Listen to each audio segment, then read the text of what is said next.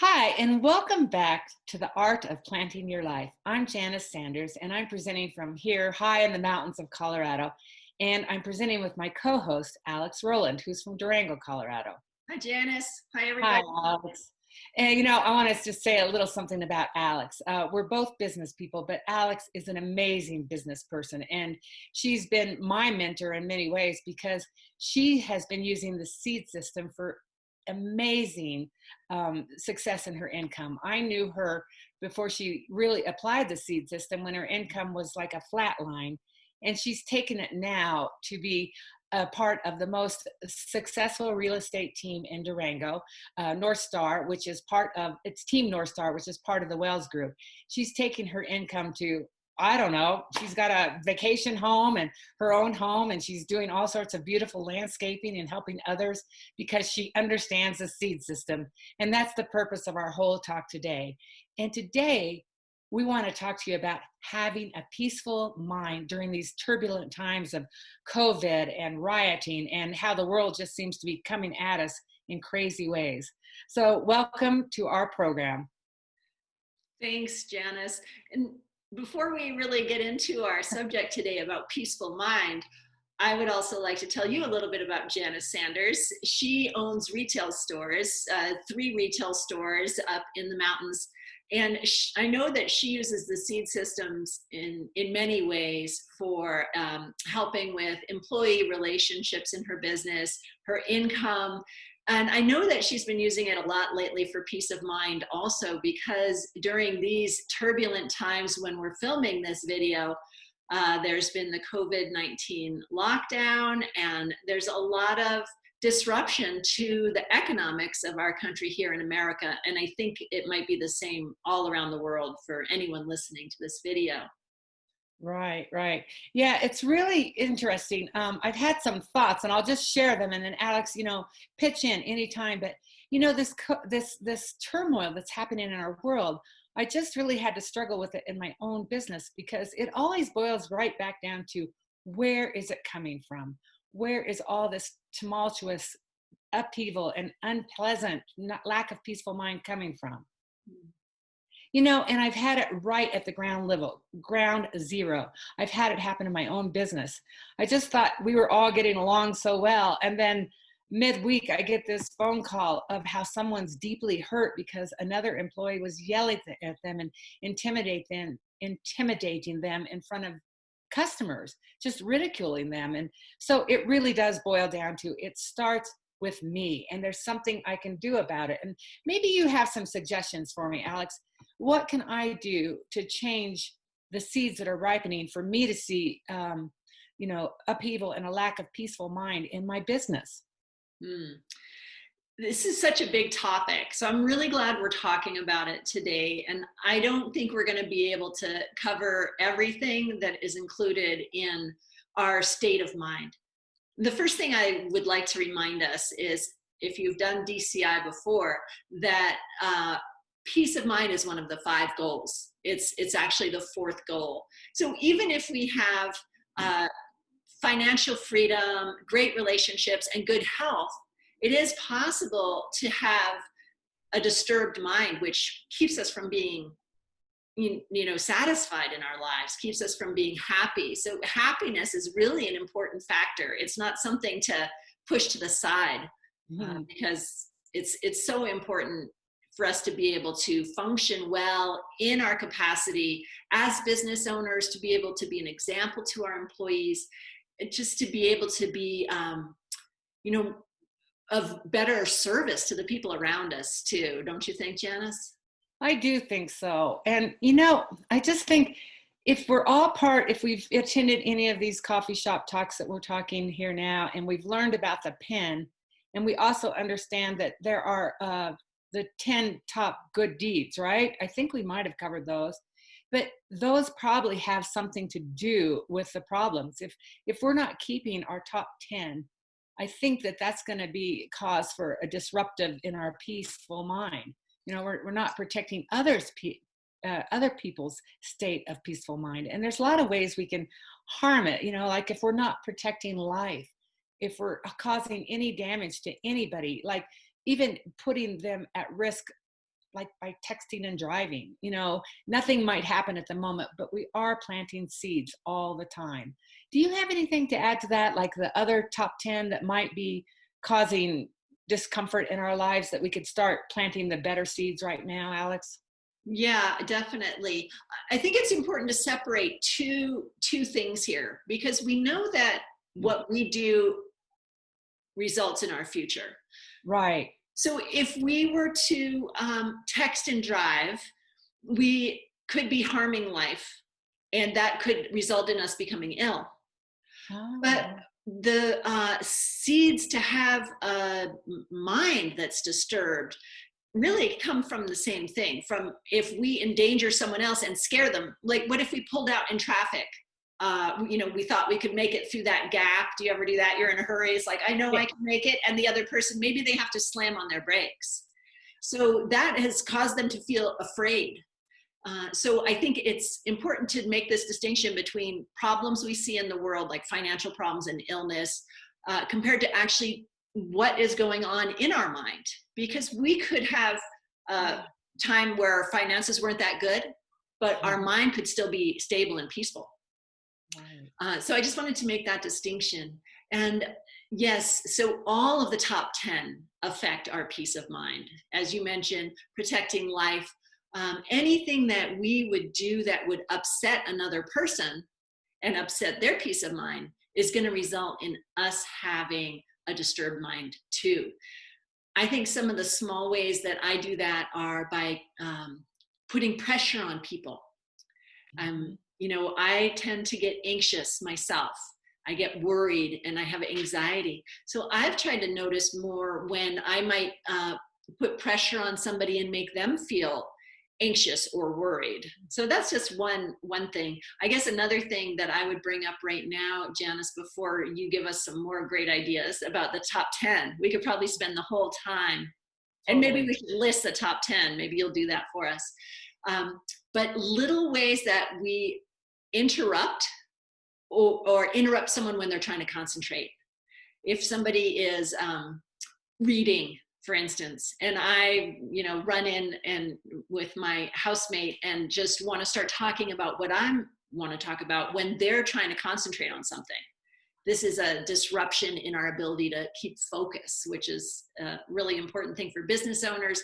And I think if you want to meditate, which we recommend in DCI, you'll have a much better meditation if you're careful about interrupting other people's concentration. Right. You want to give us the top 10, maybe, Yeah. a list? Well, the top 10, protecting life, protecting others' property, protecting others' relationships, and always telling the truth, avoiding divisive speech, no harsh words, and avoiding idle talk, and not being happy when someone has something harmful happen or some unpleasant thing in their life, and being unhappy, and avoiding being unhappy when they get something good in their life, avoiding jealousy. And the biggest one, of course, is keeping a correct view of where things come from, remembering that if the pen is coming from a seed in my mind, then everything else is too. And I had a thought, because this really did occur last week. Some employee was feeling very hurt, and a conflict was arising in my workplace. And I really believe that work is a place that should be fun. And we've had fun at work before. And then I had to take it back to, what did I do to cause myself seeing this disruption in my peaceful workplace? And what came to mind was criticizing and complaining, which I can group into the category of gossiping or idle talk. I said something like, oh, man, so-and-so didn't finish this and they left this mess for me. So it was divisive. So it was a combination of all the categories of what we do with our words. It was harmful speech. It was gossiping, criticizing. And I think that planted the seed for this discourse in my workplace. And I didn't do it just once. I actually complained probably more than I can remember, but I distinctly remember 2 times that I had complained in the previous week and criticized other employees to another employee. I mean, I was planting bad seeds, and within a week, I saw the bad results. And it's caused me disturbance in my own mind. And I just thought, wow, are seeds real? Yeah, they are. And, I noted the bad seeds. So now if I want it to be different this week, the next week, I'm really working hard on planting seeds to see a different outcome, to see peace back in my workplace and in my entire world, that I don't have to hear about riots in Portland and New York City and Washington, D.C. or anywhere else. So I just want you all to be aware of how divisive gossip is and how it'll hurt us when we do it. Do you have anything to add to that, Alix? That's a great example. And I'm glad you brought up complaining, because I wanted to bring up on this show at some point that Janice and I did a 4-step plan together. I was helping her in her shop one summer before my real estate business had really taken off. I needed some extra money and she needed some extra help. So Janice was kind enough to hire me to work in her store. And we were already studying the seed system, just beginning at that point to study the seed system. And we were aware of these top 10.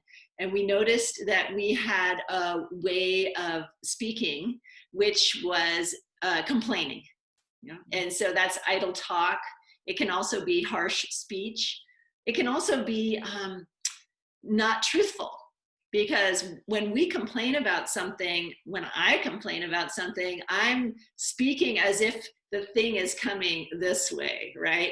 I don't usually complain about the things that come from me. I'm complaining about things that are out there from their own side. So complaining has a lot of problems.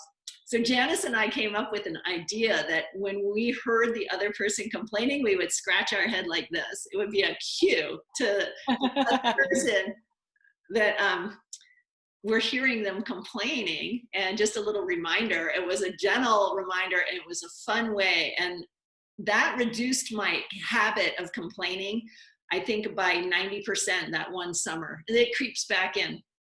Yeah. But that was a really fun way for us to help each other not plant seeds to see divisive things, or to have an agitated mind that's always looking for the negative. And that's actually one of the things that disturbs our mind, is a bad habit of looking at the negative side of things, because we know that things are empty of being a certain way. So because we see something as annoying, or we see a person as not doing a good job, that's just coming from our side, from our seeds. Someone else, their mother, might see them as a perfect person. Yeah. So you're talking about having correct worldview, right? About how everything, we have no excuses. Everything we're experiencing is coming from seeds. And they're seeds that we planted, that I planted. I want to own it. So if there's something I don't like, I can change it. And that's the good news. If we weren't empty, if we didn't come from seeds, we couldn't do anything. We'd be stuck in a world where we're unhappy and there's rioting. But because the world comes from seeds, we can do something about it. We can use this intellect that we have. We've learned about the pen and how the pen's coming from us and everything else is, and we can apply it so that we can start planting seeds for a more peaceful life. So I'm all about it, but I needed that reminder. Right. So just studying seeds and recalling that we're creating our world helps us to start having less turmoil in our mind. Because when we think about the fact that it comes from us, we have an action plan. We know we can change it, rather than feeling like a victim of our world, like the world is crazy out there and we're a poor, helpless victim in the world. Yeah, that's true, Alix. And I want to just mention that we're practicing this all the time. We have to practice it. I was with Alix last week. We were working on some stuff and I wasn't having a good week. I'd planted some disruptive seeds. I saw my employees fighting. I was feeling worried and stressed about this COVID virus and how it's affected my business. My business has dropped. And I was having wrong worldview. I was seeing it all coming this way. And then I remembered that, I planted this, and because I'm empty, I can change it. And it was a struggle. I want to mention this because we all have our down times. We all have our up times. But last week I remembered, correct worldview, so that I knew that I couldn't do anything in the moment when I was unhappy, except for plant better seeds so that I could have a better week this week. And I actually did that. I had to work really hard using the 4 powers to purify my old bad seeds and to start planting good seeds so that I would at least experience more peace this week. And I know in my business too that I've planted the seeds for success. And I don't know how it's going to happen, but it will happen. It's like that fat man on the bus. You can't stop seeds. I've planted them, I'm watering them, and they're going to come back to me in ways I don't even imagine. I mean, it's amazing. And that just inspires and encourages me. And I just wanted to mention that so that you would all know that, we all have to do our work and our practice. It's coming from us. Yeah. Do you have anything to add to that, Alix? Well, I love that you mentioned not to get discouraged, because it is true. And seeds take some time to germinate. We have to water them and fertilize them. And you plant that small watermelon seed and you get 10 watermelons, big, juicy, ripe watermelons. And so that sounds like, Janice, it helped you when you remembered that if you plant the right thing, you will get the results. Like makes like, so you'll get the results you want. I think another thing I'd like to talk about briefly is meditation, because meditation is something that helps me to, during the day, to remember these things. If I spend some time in the morning setting my intentions and starting my day thinking a little bit about the pen and the 4 steps, that really helps me.